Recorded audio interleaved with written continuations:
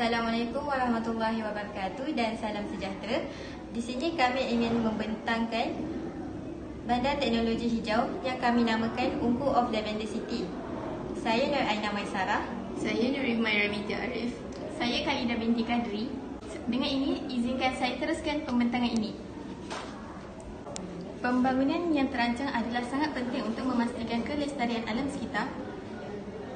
Kegagalan dalam melaksanakan alam yang lestari akan mendatangkan beberapa implikasi yang sangat buruk. Antaranya ialah banjir besar, tanah runtuh dan sebagainya. Model Bandar Teknologi Hijau ini dibina merangkumi beberapa sektor. Antaranya ialah sektor tenaga, pengurusan sisa dan air sisa, pembangunan, pengangkutan, perindustrian, pertanian dan perhutanan, teknologi dan maklumat, teknologi maklumat dan komunikasi. Teknologi hijau ini diketengahkan untuk kelestarian alam sekitar demi menjimatkan penggunaan tenaga. Alam sekitar yang mampan menjamin kesihatan penduduk, udara yang tidak tercemar serta tanah yang subur. Panorama kehijauan alam sekeliling memberi ketenangan kepada penduduk di bandar ini. Ungku of Lavender City ini juga kami bina menggunakan bahan-bahan yang kita semula. Contohnya, botol serta penutup botol plastik, kotak-kotak terpakai, sarang telur dan lain-lain. Projek ini kami laksanakan secara berkumpulan. Setelah beberapa kali perbincangan bersama guru, kami akhirnya dapat menyiapkan model Ungku of Lavender City ini berdasarkan 7 konsep teknologi hijau. Lokasi bandar ini terletak berhampiran dengan bukit bakau dan pantai, dengan adanya kawasan tadahan hujan dan sumber air. Air hujan yang tidak dapat air akan dipam ke tangki takungan dan dialirkan ke kawasan bandar secara graviti. Air hujan yang tidak dapat meresap masuk ke dalam tanah akan dialirkan ke laut. Pembangunan bandar pula melibatkan kawasan bangunan pejabat pentadbiran, gedung perniagaan, perumahan, industri dan kawasan rekreasi. Kawasan ini dihubungkan dengan sistem jalan raya dan rel kereta api elektrik.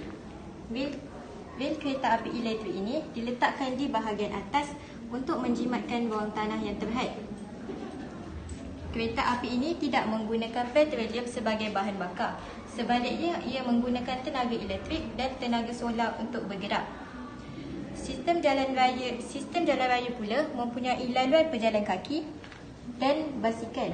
Penggunaan basikal dan berjalan kaki untuk satu tempat ke satu tempat dapat mengurangkan pengeluaran gas yang mencemarkan alam sekitar seperti gas monoksida, gas nitrogen dan gas karbon dioksida. Kesimpulannya, sistem pengangkutan di bandar ini mengutamakan pengangkutan awam seperti tenaga solar, kereta hybrid, tenaga solar dan sebagainya. Selain daripada itu, penanaman pokok sayur-sayuran secara vertikal di kawasan kediaman seperti apartmen memberi implikasi yang sangat baik kepada penduduk seperti menghirup udara yang tidak tercemar dan mengandungi oksigen yang sangat tinggi. Selain daripada itu, suasana hijau juga secara automatik memberi kesegaran, ketenangan dan dapat menghilangkan stres warga penduduk. Ini kerana kesihatan mental juga merupakan elemen yang sangat penting di dalam kalangan masyarakat. Jika anda dapat lihat di sini, terdapat beberapa bangunan yang dibina secara tinggi. Ini bertujuan untuk mengutamakan pengudaraan semula jadi untuk mengurangkan penggunaan pendingin hawa. Justeru, bangunan yang tinggi mempunyai ruang untuk udara semula jadi masuk dan keluar. Udara sejuk akan masuk ke dalam bangunan, manakala udara yang panas akan keluar daripada bangunan tersebut. Pembangunan kedai dan rumah kediaman dirancang supaya tidak menjejaskan sistem pemberitan untuk mengelakkan banjir. Tenaga alternatif di kegunaan bandar ini dihasilkan daripada sumber tenaga yang boleh diperbaharui, iaitu cahaya matahari dan angin. Tenaga solar daripada cahaya matahari akan menjana arus elektrik untuk kegunaan seluruh bandar ini. Kenderaan yang digunakan juga menggunakan tenaga elektrik dan tenaga solar. Sistem ini turut disokong dengan adanya kincir angin. Kincir angin diletakkan di kawasan atas bukit untuk membekalkan banyak tenaga angin untuk memutarkan kipas dan membekalkan tenaga kinetik.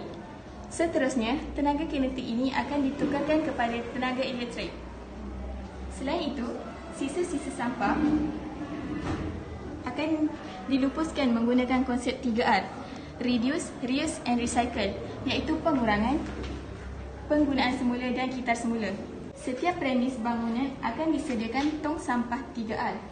Penduduk juga mempunyai sistem tong sampah biogesin di mana sisa-sisa bahan dapur akan ditukarkan menjadi gas asli dan baja. Sisa bahan toksik daripada kilang, pertanian dan peternakan pula akan dirawat di kawasan yang khusus, berjadual dan terkawal. Air sisa ini akan diuraikan secara semula jadi menggunakan kaedah fitoremediasi. Air kumbahan ini yang dipenuhi dengan bahan pencemar akan dirawat dengan tumbuhan fitoremediasi seperti keladi bunting atau nama saintifiknya Eichhornia crassips. Tumbuhan yang mempunyai akar yang panjang ini seterusnya akan mengakumulasikan logam berat seperti plumbum dan kuprum dan seterusnya akan membebaskan air tersebut daripada bahan pencemar.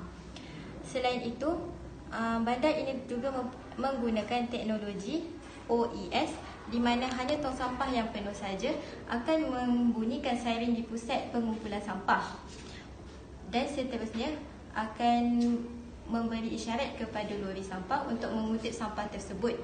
Hal ini dapat menjimatkan penggunaan tenaga buruh. Kawasan industri di sini juga tertumpu kepada hasil hiliran bidang pertanian seperti kilang padi dan kilang minyak sawit. Ada juga kilang elektronik berdasarkan kepada keperluan untuk menyediakan peluang pekerjaan kepada penduduk setempat. Kawasan industri ini juga mengutamakan pengurangan pembebasan gas karbon dioksida daripada terbebas ke udara. Oleh itu, cerobong asap di setiap kilang adalah diwajibkan bagi mengurangkan pembebasan gas yang berbahaya tersebut. Untuk kawasan pertanian, kami mempunyai penanaman padi dan sayur-sayuran. Kawasan padi menggunakan sistem perairan konkrit untuk mengelakkan pembaziran air. Apa yang istimewanya, kami menggunakan teknologi dalam pertanian seperti menanam padi di atas bumbung. Ini bertujuan untuk mengelakkan pembalakan pokok-pokok yang ingin dijadikan sebagai tempat pertanian yang baharu.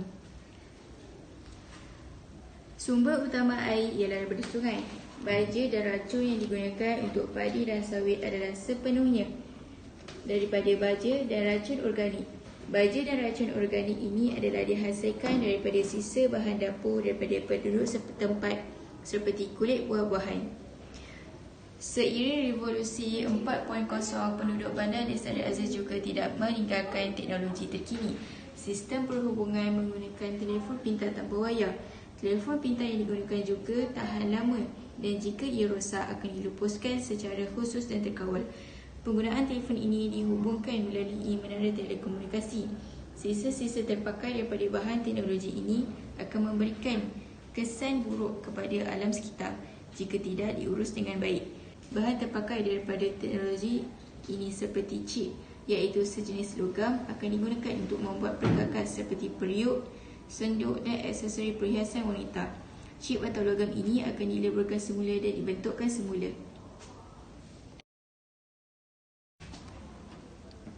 Kami mengucapkan jutaan terima kasih kepada guru-guru kami kerana telah membimbing dan memberi sumber secara maklumat mengenai bandar teknologi hijau ini kepada kami. Segala maklumat sangat bermanfaat dan amat menarik minat kami bertiga untuk mengetahui lebih lanjut mengenai keberkesanan bandar teknologi hijau ini di negara kita, Malaysia yang tercinta ini.